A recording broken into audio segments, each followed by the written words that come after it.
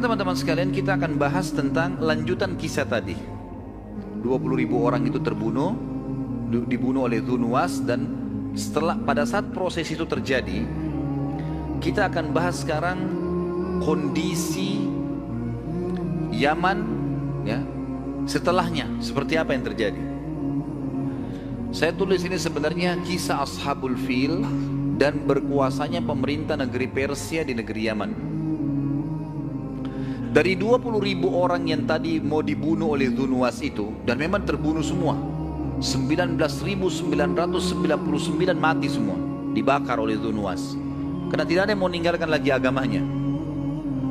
Ada satu orang namanya Daus Dhu Tha'laban.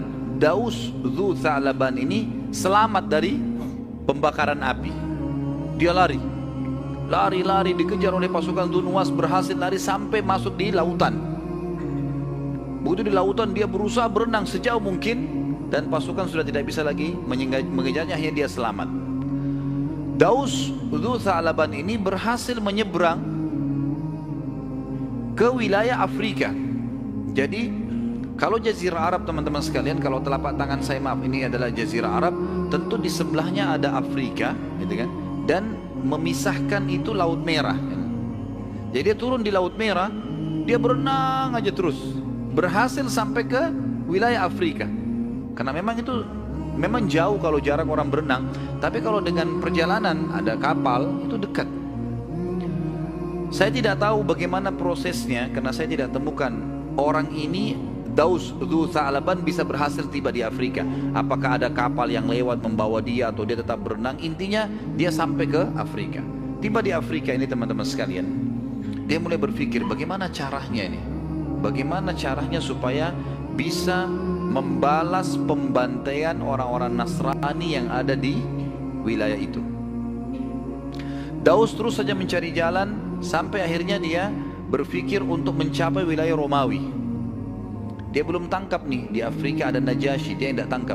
Dia jalan teman-teman sekalian, terus dari wilayah Afrika, kalau Yaman itu berdetetan sama wilayah Afrika, dia jalan ke atas di pesisir Laut Merah, tiba di Mesir, kemudian dia pindah ke Konstantinopel, Turki kalau zaman sekarang gitu kan.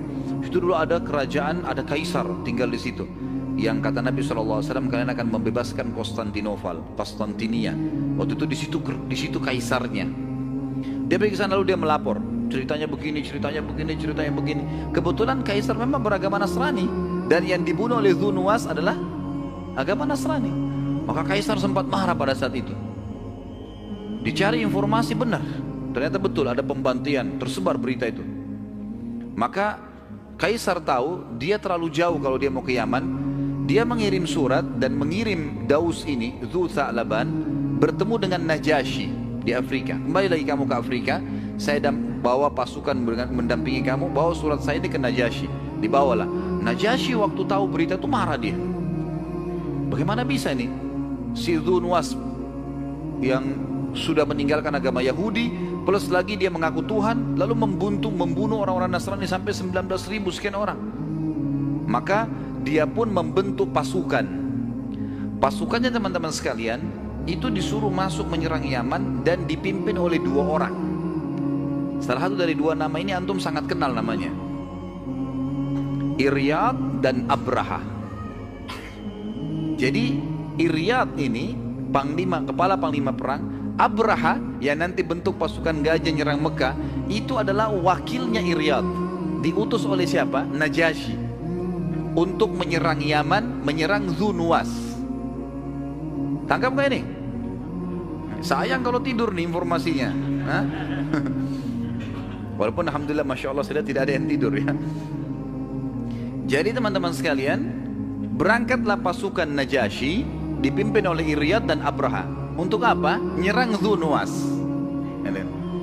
Terjadi peperangan besar antara pasukan Najasyi dengan Dhu Nuwas. Setelah berperang beberapa hari, ternyata pasukan Dhu Nuwas kalah. Dan Dhu Nuwas ini lari terus sampai masuk ke Laut Merah dan akhirnya tenggelam, mati di situ. Dhu Nuwas akhirnya mati tenggelam. Dengan matinya Dhu Nuwas, kerajaan Yaman jatuh di tangan orang-orang Nasrani. tepatnya di tangan Najasyi. Dan yang menjadi pemimpin di Yaman adalah Iryad, panglima perang tadi. Baik, satu demi satu teman-teman, ini jangan sampai lepas karena ini informasinya bersambung ya. Iryad ini jadi gubernur Najasyi, tapi kalau di Yaman dianggap dia raja.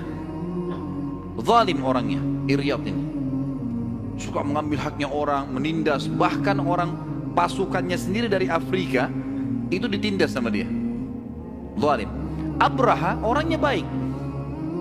Abraha nggak mau lihat ini kezaliman. Dalam buku sejarah dikatakan begitu. Maka dia nasihatin Iryad, Iryad nggak mau. Apa yang terjadi? Dia ngajak pasukannya dari Afrika yang tidak setuju dengan keputusan Iryad untuk memberontak. Bertemulah pasukan Abraha dengan pasukan Iryad. Dua-duanya pasukan Ethiopia nih. Berperang. Waktu sebelum berperang, Abraha kirim surat kepada Iryad. Wahai Iryad, daripada pasukan Afrika habis semua nanti, mati pasukan Najasyi ini, kita perang habis-habisan, Yaman kembali lagi nanti. Lebih baik kita berdua yang duel. Siapa yang menang? Dia pemimpin. Iryad ini dalam buku-buku sejarah dikatakan teman-teman sekalian, orangnya sangat kekar, kuat, gitu kan. Kemudian dia tahu Abraha, kapasitasnya Abraha, keterampilan perangnya di bawah dia. Ya seperti orang kalau ahli bela diri, mungkin ini sudah sapu hitam, ini masih sapu merah tuh. Baiklah, saya terima tantangannya, kata Iryad. Duel nih dua orang. Duel sampai akhirnya Abraha sempat dipotong hidungnya oleh Iryad. Orang yang hidungnya terpotong dalam bahasa Arab namanya Ashram. Ashram. Makanya Abraha itu punya julukan Abrahal Ashram. Waktu dia nyerang Ka'bah, diberi julukan Abraha Ashram karena hidungnya tidak ada terpotong. Yang potong si Iryad. Karena terpotong hidungnya dari duel tadi, darah pada ngucur, jatuh dia kan. Iryad pikir sudah menang. Iryad ini ngangkat-ngangkat semangat balik ke arah pasukannya. Ternyata melihat kejadian tersebut, Abraha dalam kondisi memang dia juga mengucur darah, dia sakit, tapi dia ada kesempatan. Dia berdiri, Iryad ditusuk dari belakang. Matilah si Iryad. Waktu mati Iryad, otomatis kekuasaan Yaman dikuasai oleh siapa? Abraha. Mulailah Abraha menjadi raja Yaman. Atau kalau di Najasyi gubernur. Sampai berita kepada Najasyi. Najasyi marah. Kok bisa dua pimpinannya perang nih? Maka dia bersumpah waktu itu atas nama Allah, karena dia Nasrani. Atas nama Allah dia bersumpah, dia akan injakkan Yaman dan dia akan menggundul kepalanya Abraha sebagai bentuk penghinaan. Maka yang terjadi teman-teman sekalian, Abraha waktu dengar berita tersebut dia ketakutan. Dia Najasyi kuat dan dia bukan niatnya untuk itu, niatnya baik awalnya. Maka dia gundur rambutnya, kemudian diambil tanah dari Yaman, ditaruh dalam kotak. Di dalamnya ada surat, kirim ke Ethiopia secepat mungkin. Tiba Najasyi, isinya adalah, wahai Raja Najasyi, ceritanya seperti ini, diceritain sama dia. Iryad zalim, gak segala macam gini. Saya akhirnya gara-gara daripada pasukan perang, pasukan anda perang jadi habis semua, lebih baik saya duel. Dan tidak ada jalan lain, saya harus membunuhnya. Dan saya tidak pernah mau memberontak, saya tetap patuh dengan anda. Yaman wilayah anda. Dan untuk melepaskan anda dari sumpah anda, kan dia sumpah sama Allah mau ke Yaman, injakin kakinya ke Yaman dan menggundul kepala Abraha. Nah ini tanah Yaman sudah saya kirim. Tinggal anda injak, selesai sumpahnya. Dan kepala saya sudah saya gundul. Nah sudah selesai. Nah rupanya Najasyi terima itu. Diterima sama Najasyi. Baiklah sudah, Yaman dari wilayah saya, ceritanya sudah jelas, ya sudahlah, gak apa-apa. Tapi rupanya teman-teman sekalian, si Abraha ini ketakutan. Ini jangan sampai, karena tidak ada telepon kayak kita sekarang bisa mastiin dengar suaranya. Ini bisa saja tiba-tiba pasukan Najasyi datang dari Afrika, bunuh dia. Untuk membuktikan pengabdiannya pada Najasyi, dia membangun sebuah gereja besar namanya Qulais. Namanya gereja Qulais, ya. Sampai sekarang di Yaman masih ada sisa-sisa temboknya. Gereja Qulais ini dia bangun untuk menyenangkan Najasyi. Kalau dia betul-betul tetap mau tunduk dengan Najasyi. Dan dia kirim surat pada Najasyi, saya akan membangun sebuah gereja namanya, saya berikan nama Qulais, gitu kan. Kemudian gereja ini akan saya buat semua orang Jazirah Arab datang tunduk untuk beribadah di situ. dibangunnya sama dia Qulais ini. Kemudian dia mengirim surat untuk seluruh jazirah Arab. Semua orang Arab harus datang beribadah ke situ. Dia mau ngajak ke agama Nasrani secara paksa, gitu kan. Waktu tiba berita tentang dibuatnya gereja Qulais, kemudian Abraham memaksa orang-orang Arab untuk datang menyembah pada saat itu, beribadah di gereja ini. Maka ada satu kelompok di Mekah yang diberikan julukan Ahlun Nasi. Ahlun Nasi, ya.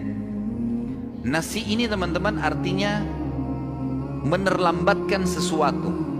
Dikenal dengan nasi. Apa ceritanya? Kita masuk sedikit ke Mekah di sini. Jadi orang-orang Arab sebelum datangnya Nabi SAW, teman-teman sekalian, mereka itu hidup dengan saling menyerang satu sama yang lain. Tradisi zaman dulu. Jadi misalnya suku A nyerang suku B, nanti diambillah peternakannya, diambillah apa hartanya, begitulah. Mereka saling nyerang satu sama yang lain. Di dalam syariat Nabi Ibrahim alaihissalam diceritakan dalam surah At-Taubah ayat 36. Ada 4 bulan dari 12 bulan Hijriyah yang dimuliakan. Rajab, Dzulqa'dah, Zulhijjah, dan bulan Muharram. Ini 4 bulan gak boleh perang. Orang-orang Arab ini pada saat mereka lihat Dzulqa'dah, Zulhijjah, dan bulan Muharram berdekatan, gitu kan, dan ini 3 bulan gak berperang panjang buat mereka. Karena harusnya ada peperangan supaya bisa hidup. Begitu keyakinannya pada saat itu, ya. Maka mereka membentuk namanya Ahlun Nasi. Siapa Ahlun Nasi ini? Dicari orang-orang yang dianggap berakal dan bijaksana di antara mereka, didatangkan. Kemudian mereka-mereka ini bisa membolak-balikkan nama-nama bulan. Rekayasa keadaan. Misal gini, pas lagi bulan Muharram, udah keputusan kami sekarang bukan Muharram, sekarang Safar. Muharram nanti bulan depan. Keputusan mereka, namanya Ahlun Nasi. Jelas sampai sini? Baik. Ini supaya lebih jelas, teman-teman, saya bacakan ayat Al-Quran surah At-Taubah 36 yang berbunyi A'udzubillahi minasyaitonirrajim. Inna iddatasy syuhuri indallahi 12 syahran fi kitabillahi yawma khalaqas samawati wal arda minha arba'atun hurum dzalika dinul qayyim fala tadhlimu fihinna anfusakum wa qatilul musyrikina kaffatan kama yuqatilunakum kaffa wa'lamu annallaha ma'al muttaqin. Sesungguhnya di bilangan bulan di sisi Allah dari semenjak diciptakan langit dan bumi itu ada 12 bulan, bulan-bulan Hijriyah. Muharram, Safar, Rabiul Awwal, Rabiul Tsani, Jumadil Ula, Jumadil Tsani, Rajab, Sya'ban, Syawal, Dzulqa'dah, Zulhijjah, dan bulan Muharram. Dan Zulhijjah, 12 bulan ini. Kata Allah, di antaranya ada 4 bulan yang hurum, yang dimuliakan. Artinya tidak boleh berperang. Rajab, Dzulqa'dah, Zulhijjah, dan bulan Muharram. Dan ini di awal-awal Islam, ini menjadi syariat Nabi Muhammad SAW. Nanti setelah turun firman Allah Subhanahu wa taala yang berbunyi di sini waqatilul musyrikina kaffatan kama yuqatilunakum kaffa, maka ini menghapus hukum tidak bolehnya berperang di 4 bulan. Di awal-awal Islam tidak boleh memang kita berperang di 4 bulan ini. Nanti kan kita lihat dari rentetan sejarah peperangan Nabi SAW, nanti ada protes-protes dari orang Quraisy pada saat ada penyerangan dari para sahabat di bulan Dzulqa'dah, gitu kan. Maka ini terhapus hukumnya. Yang jelas ini sebabnya bulan-bulan dimuliakan 4 ini.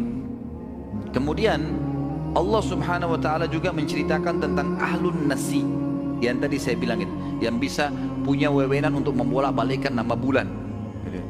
Terutama di 4 bulan tadi itu, ya, bisa diubah-ubah sama semaunya mereka sendiri. Itu Allah menyebutkan dalam surah At-Taubah surah nomor 9 ayat 37. Jadi tadi 36, ini 37-nya. Innaman nasi'u ziyadatun fil kufur. Kalau antum tadi tidak saya jelaskan tentang siapa itu nasi, antum baca ayat ini tidak bisa ngerti nih. Karena nasi ini adalah istilah bagi orang-orang itu tadi yang bolak-balikkan nama bulan. Tentu alhamdulillah di terjemahan sekarang Quran kita sudah mulai ada yang menjelaskan di bawah kecil. Kalau Ahlun Nasi itu adalah orang-orang ini seperti saya jelaskan tadi. Kata Allah, innaman nasi'u ziyadatun fil kufur yudallu bihi alladhina kafaru yuhallunahu 'aman wa yuharrimunahu 'aman liwati'u iddata ma harramallahu fayuhillu ma harramallah. Zuina lahum su'u a'malihim wallahu la yahdil qaumal kafirin. Sesungguhnya mengundur-undurkan bulan haram, bulan yang dimuliakan, itu adalah nasi. Itu itu adalah keburukan. Itu akan menambah kekufuran. Maksudnya nasi saja ya, mengganti-ganti bulan yang Allah muliakan tadi sudah perbuatan salah. Tambah lagi mereka kafir kepada Allah. Maka ini kata Allah ziyadatun fil kufur. Ini menambah kekufuran mereka. Tersesatkan orang-orang kafir dengan mengundur-undurkan bulan-bulan tersebut. Mereka menghalalkannya pada satu tahun dan mengharamkannya pada tahun yang lain, agar mereka dapat menyesuaikan dengan bilangan yang Allah haramkan. Maka mereka menghalalkan apa yang diharamkan Allah. Syaitan menjadikan mereka memandang perbuatan mereka baik, yang buruk itu menjadi baik, dan Allah tidak memberi petunjuk bagi orang-orang yang kafir. Baik, saya ini cuma menjelaskan makna nasi ya. Kita inti bahasan adalah pada saat Abraham membuat Qulais tadi, gereja itu, dia menyebarkan berita ke seluruh jazirah Arab. Semua orang Arab wajib datang untuk menyembah, untuk datang beribadah di Qulais. Ada ahlun nasi. Ahlun nasi ini mereka punya keburukan karena mengubah bulan yang dimuliakan oleh Allah kan tadi, sehingga mereka bisa berperang. Tapi sisi yang lain mereka punya satu hal yang positif. Mereka sangat memuliakan Ka'bah. Ahlun nasi ini siap mati kalau ada yang mau mencoreng Ka'bah. Waktu sampai berita ke mereka suratnya Abraha, ada satu dari ahli nasi pergi ke Yaman. Dia cari mana tuh gereja Qulais. Ditemukan sama dia. Apa yang dia buat dalam buku sejarah dikatakan dia kotorin tuh. Dia datang, dia buang air besar, dia buang air kecil di gereja itu. Kemudian kotorannya diambil, dibelepotin di temboknya. Setelah itu dia kembali ke Mekah. Besoknya Abraha dengar berita, apa ini? Siapa yang kotorin gereja saya? Ada satu orang yang dikenal dengan ahlun nasi. Apa itu ahlun nasi? Orang yang menerlambatkan bulan-bulan muliakan. Agama apa itu? Dia nggak tahu. Ada penduduk Mekah. Mekah itu apa? Ada Ka'bah di sana. Tanya sama dia. Dan Abraha walaupun Nasrani tidak tahu Ka'bah itu apa. Dia nggak tahu menahu dari Afrika nih. Orang dari Afrika datang, nggak ngerti. Gitu. Maka dia mengatakan, apa itu Ka'bah? Ka'bah adalah rumah yang dimuliakan oleh masyarakat, terutama orang nasi tadi. Jadi rupanya dia datang ke sini ngotorin gereja Anda karena Anda suruh mereka pindah ke sini. Mereka sudah punya rumah di sana yang disembah, gitu kan. Maka Abraha mengambil keputusan gara-gara kejadian ini untuk menyerang Ka'bah. Ini kisahnya. Baru tahu atau sudah tahu? Alhamdulillah. Dia sudah tahu, karena kita biasa ambilnya sepotong-sepotong kan. Nah ini rentetan sejarahnya seperti itu gitu. Maka Abraha membentuk pasukan. Nah Abraha ini karena dari Afrika, memang Afrika terkenal dengan gajah. Jadi waktu menyeberang lewat Laut Merah ke Yaman, itu memang bawa gajah mereka. Dan Abraha ini memang pasukannya pasukan gajah. Dan gajah ini bukan gajah biasa teman-teman. Gajah-gajah yang sudah dilatih untuk menyerang. Sama kalau kuda perang itu beda dengan kuda biasa ya. Sudah dilatih untuk menendang dengan kakinya, gitu kan, menyeruduk dengan kepalanya. Makanya kadang-kadang ada kuda di kancah peperangan itu kudanya dipasangin seperti kepala besi dan ada tanduknya, dipasang besi untuk bisa membunuh musuh juga. Sampai seperti itu. Gajah juga gitu. Gajah bisa melilit dengan belalainya, bisa menginjak musuh, bisa sudah dilatih lah. Di kawanan gajah ini itu ada pimpinannya. Jadi memang subhanallah di hutan juga kalau kita lihat gajah itu selalu saja di gajah itu gerombolan, nanti di depannya itu ada satu gajah yang itu memimpin. Gajah itu kemana yang lainnya ikut. Biasanya orang yang suka nangkap gajah itu, ini bukan saya ajarin caranya ya. Jadi yang gajah depan itu ditarik, yang lainnya ikut. Nah Abraha punya satu gajah berwarna putih, agak berbeda nih, yang selalu jadi pimpinan. Maaf kalau ada yang sama namanya. Nama gajah ini Mahmud. Loh, betul. Ini bukan saya buat-buat, tapi memang begitu namanya. Jadi kalau nama Mahmud jangan tersinggung ya. Karena Mahmud bagus ya, terpuji. Tapi memang dia kasih nama gajah itu namanya Mahmud, pimpinan gajah itu. Baiklah, Abraha bentuk pasukan dan Mahmud ini dia ada nanti ada yang pemandunya. Abraha naik gajah lagi di sebelahnya gitu. Ini kecilnya teman-teman sekalian, Abraha bentuk pasukan. Semua kekuatannya serang, cari tahu di mana Mekah. Dia nggak tahu di mana Mekah ini. Dianya tidak tahu di mana Mekah.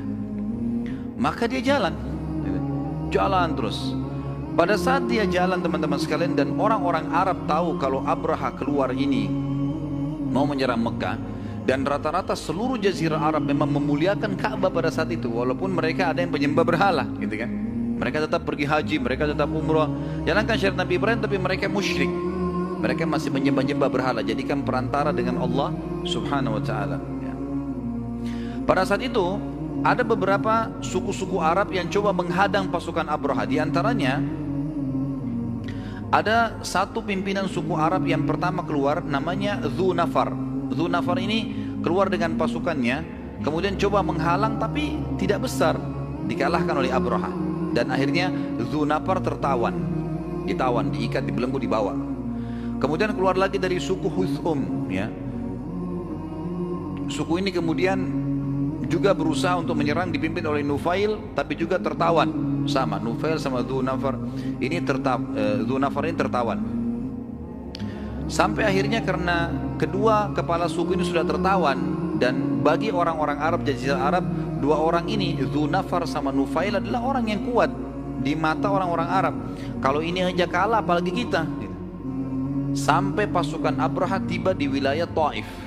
Taif ini kota yang kurang lebih 60 km dari kota Mekah, sudah dekat dari Mekah lah. Orang-orang Taif ketakutan, dan jangan sampai Abraha menyerang mereka. Maka pimpinan kota Taif mengatakan, wahai Raja Abraha, kami nggak mau punya masalah dengan anda. Sebagai bukti, kalau anda mau pergi Ka'bah, mau hancurin Mekah, terserah, tapi jangan ganggu kota Taif. Sebagai bukti kami memang tunjukkan itu, kami akan menunjukkan kepada anda di mana itu Mekah, di mana itu Ka'bah.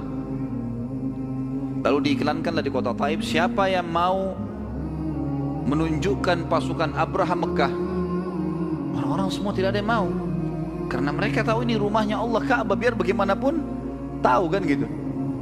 Kecuali satu orang bernama Abu Rughal. Abu Rughal ini dia bilang saya mau. Akhirnya Abu Rughal datang, ditunjukin sama dia jalan. Pas tiba di pintu gerbang Mekah, waktu itu namanya pintu Bani Syaibah, pintu gerbang besar, tiba di situ. Maka Abu Rughal mati, yang menunjukin jalan. Pasukan Abraha sampai di situ. Semenjak itu teman-teman sekalian, dan sampai hari ini, setiap ada orang yang berkhianat dipanggil Abu Rughal. Setiap ada orang berkhianat. Jadi kalau antum dengar ada orang Arab bilang Abu Rughal, berarti pengkhianat tuh. Dan kuburannya yang ada pada saat itu di dekat pasukannya Abraha, setelah Abraha pun dihancurkan oleh Allah nanti, itu selalu orang Arab rajam. Jadi dari jauh dilemparin batu, dirajam kuburan, dijadikan marjam, tempat melempar batu kuburannya si Abu Rughal, karena dianggap dia berkhianat. Semua orang Arab nolak kecuali dia sendiri gitu. Baik, pada saat itu Abraha pun memasang kemah-kemahnya, pasukannya semua diistirahatkan di dekat pintu gerbang Mekah. Waktu itu yang jadi raja Mekah Abdul Muttalib, kakek Nabi SAW. Pada saat itu teman-teman sekalian, Abraha rupanya menyuruh pasukannya untuk menakut-nakuti masyarakat Mekah dulu sebelum menyerang. Diambillah gembalan-gembalan penduduk Mekah yang ada di sekitar pintu gerbang, termasuk ada 200 ekor unta punyanya Abdul Muttalib. Kemudian pada saat itu Abdul Muttalib bermusyawarah dengan beberapa tokoh Mekah. Mereka semua mengatakan tidak mungkin kita melawan nih. Pasukan gajah sudah datang, kelihatan kekuatannya, suaranya, segala macam, nggak mungkin. Lalu dimintalah Abdul Muttalib untuk datang supaya melobi. Bagaimana nih caranya? Abraha, dia belum lama berkuasa di Yaman. Dia masih belum menguasai bahasa Arab, dia menguasai bahasa Afrika. Baru masuk kan. Cuma karena kejadian sama Iryad, kemudian tadi dia membangun Kulais, belum lama beliau belum bisa. Maka dia butuh penterjemah. Dipanggil satu penterjemah. Abdul Muttalib pada saat itu minta untuk bertemu. Jadi tentu saja Abdul Muttalib ini teman-teman sekalian, waktu itu mau ketemu Abraha. Abraha tidak terima siapapun yang datang, walaupun itu Raja Mekah sendiri. Maka Abdul Muttalib sempat menemui Dzunafar, ya tadi kepala suku Arab yang sempat menyerang tapi ditawan oleh Abraha. Ditanya, bagaimana Dzunafar, bagaimana caranya ketemu sama raja ini? Saya mau bicara. Dzunafar tahu Abdul Muttalib Raja Mekah. Dia bilang kayaknya agak sulit. Tapi waktu saya lagi dalam perjalanan dari perjalanan tadi di suku saya, waktu saya menyerang sampai tiba di Mekah ini, pemegang tali kendala Mahmud, ya, kepala gajah tadi, namanya Unais. Unais ini sempat terjalin persahabatan dengan saya di tengah jalan. Dan Unais ini punya kedudukan di Abraha. Coba kata Dzunafar, saya melobi ke Unais, mungkin Unais mau bertemu. Baiklah. Unais pun akhirnya diajak bicara oleh Dzunafar. Akhirnya Unais setuju. Unais membahasakan ke Abraha, Abraha setuju. Ketemulah akhirnya Abdul Muttalib dengan Abraha dalam kemah. Abdul Muttalib ini terkenal sangat tampan, berwibawa gitu kan. Raja datang. Saking punya wibawa, waktu dia masuk ke dalam kemah Abraha, Abraha melihat dia. Abraha dianggap Raja Yaman pada saat itu. Dia lihat Abdul Muttalib duduk di lantai, dia pun datang duduk di lantai. Datang penterjemah, bicara di antara mereka. Kata Abraha, kenapa? Siapa kamu ini? Saya Abdul Muttalib, pimpinan Mekah. Kenapa kamu datang? Dia bilang, wahai Raja Abraha, pasukan Anda telah mengambil gembalaan masyarakatku. Di antaranya adalah 200 ekor unta milikku. Aku minta kepada Anda untuk kembalikan aja semua itu. Abraha tiba-tiba marah. Dia bilang, saya datang, waktu kau datang, saya lihat kewibawaan ada padamu. Saya sampai turun di lantai, menduduk bersamamu karena saya anggap kau wibawa. Saya pikir kau akan minta supaya saya tidak menyerang rumah ini. Tapi ternyata kau hanya minta gembalaan saja. Lalu kata Abdul Muttalib, kalimat yang sebenarnya waktu itu kalau Abraha tangkap dia bisa sadar. Kata Abdul Muttalib, wahai Abraha, itu Raja Abraha, kalau saya pemilik unta dan masyarakat saya pemilik gembalan-gembalanya. Kalau rumah yang Anda mau serang ini ada pemiliknya, ada Tuhannya, maka Tuhannya akan menjaganya. Tapi Abraha tidak tangkap poin itu. Kemudian dia mengatakan pada Abdul Muttalib, begini saja, saya tidak ingin menyerang kalian, kalian terlalu kecil untuk saya lawan. Sudah selesai, keluar dari Mekah, saya hanya mau hancurkan rumah itu. Bisa? Bisa. Baiklah, dikembalikanlah semua gembalaan Abdul Muttalib dan masyarakat Mekah. Lalu Abdul Muttalib iklankan, selama 3 hari seluruh masyarakat Mekah disuruh keluar bersih, nggak boleh ada Mekah satu orang pun. Mereka keluar pun naik ke atas gunung-gunung di sekitar Mekah, dan mereka bisa menyaksikan pada saat itu. Pada saat itu pun setelah keluar semuanya, sudah kosong Mekah, Abraha setelah 3 hari menyuruh pasukannya masuk. Waktu sudah masuk, dan tentu masuk pintu gerbang Mekah tidak langsung kelihatan Ka'bah karena Mekah cukup besar. Masuk sampai tiba di dekat Ka'bah, begitu melihat Ka'bah, si Mahmud tadi ini duduk. Sebabnya dia duduk adalah Dzunafar tadi yang ditawan oleh Abraha itu, waktu sudah lihat Ka'bah, dia sempat lepas dari ikatan, dia lari, kemudian dia bergantung pada telinga si Mahmud ini, gajah.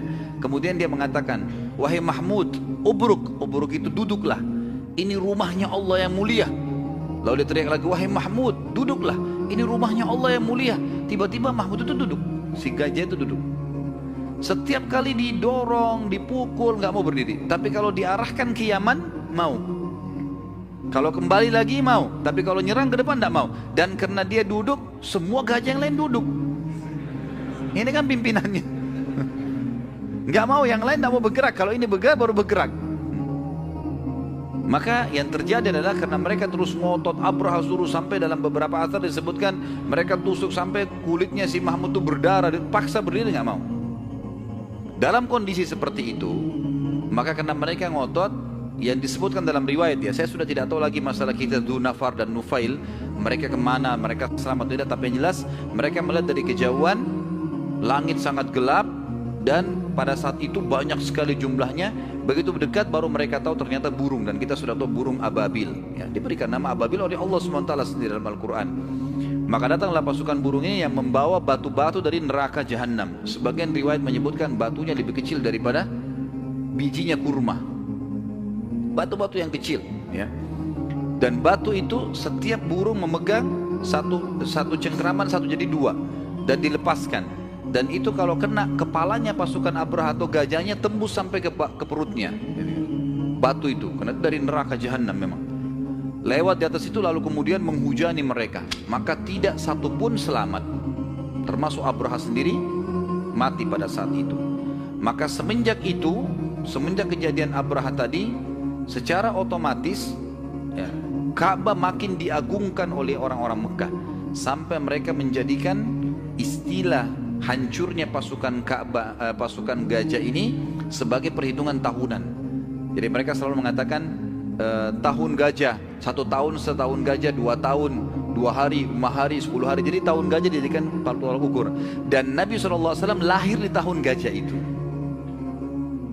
Allah menceritakan dalam surah Fil, surah gajah tadi ini menceritakan, surah nomor 105, 5 ayat, ayat 1 sampai ayat 5 berbunyi, a'udzubillahi minasyaitonirrajim, alam tara kaifa fa'ala rabbuka bi ashabil fil alam yaj'al kaidahum fi dhallil wa arsala 'alaihim tayran ababil tarmihim bihijaratin min sijil faj'alahum ka'asfin ma'kul. Apakah kalian tidak memperhatikan bagaimana Tuhan kalian bertindak terhadap pasukan gajah? Ini yang Allah ajak bicara siapa? Orang-orang Mekah. Waktu Nabi SAW mendakwahi mereka, mereka tidak mau beriman kepada risalah Nabi SAW. Allah ingatkan, ingat tak dulu bagaimana Tuhan mau menghancurkan pasukan gajah itu? Bukankah dia Allah telah menjadikan tipu daya mereka untuk menghancurkan Ka'bah itu sia-sia? Dan dia Allah mengirimkan kepada mereka pasukan burung yang berbondong-bondong yang melempari mereka dengan batu berasal dari tanah yang terbakar, lalu dia menjadikan mereka, Abraha dan pasukannya, seperti daun-daun yang dimakan ulat. Akhirnya habislah di sini pasukan gajah.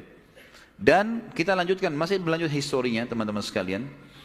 Ini sebenarnya materinya pagi, tapi apa boleh buat, siang antum dikasih.